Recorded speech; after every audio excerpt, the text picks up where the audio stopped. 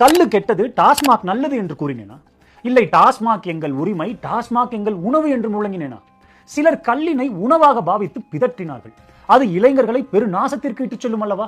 அதனாலேயே நான் கள்ளு பற்றிய அறிவியலை கடந்த காணொலியில் விளக்கி இருந்தேன். உடனே நீ டாஸ்மாக் அருந்த சொல்கிறாயா என ஆயிரக்கணக்கான வீரர்கள் சீற்றம் கொள்கின்றனர். நான் டாஸ்மாக் அருந்துங்கள் என்று உரைத்தேனா? டாஸ்மாக் சாராயத்தினை உணவாய் அருந்துவோம் என்று யாரும் கூறவில்லையே.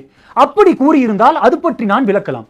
இதனை கூட புரிந்து கொள்ள இயலாத ஞானிகளை நான் என்னவென்று கூறுவது? ஒருவனுக்கு போதையை அளித்து தன் நிலையினை மறக்கச் செய்யும் எம்மாதிரியான மதுவும் சாக்கடையே. ஆபாச வார்த்தைகளில் சொற்பொழிவு ஆற்றுவதுதான் உங்களின் வீரமா? குறிப்பிட்ட கட்சியிடம் பணம் வாங்கி பதிவு செய்தேன் எனவும் கூறுகிறீர்கள். நிரூபிக்க முடியுமா உங்களால்? இன்று வரை அவ்வாறான காரியங்களினை நான் புரிந்ததும் இல்லை, புரிய போவதும் இல்லை. கள்ளு உங்கள் உணவு என்றால் உங்களுக்கு சோறு எதற்கு? கல்லினையே 3 வேளையும் அருந்த வேண்டியதுதானே? தம்பிகளே, நான் எந்த கட்சியினையும் சாராது என் கடமையினை மட்டும் ஆற்றி வருகிறேன். உங்கள் அரசியல் விளையாட்டினை என்னிடம் காட்ட வேண்டாம்.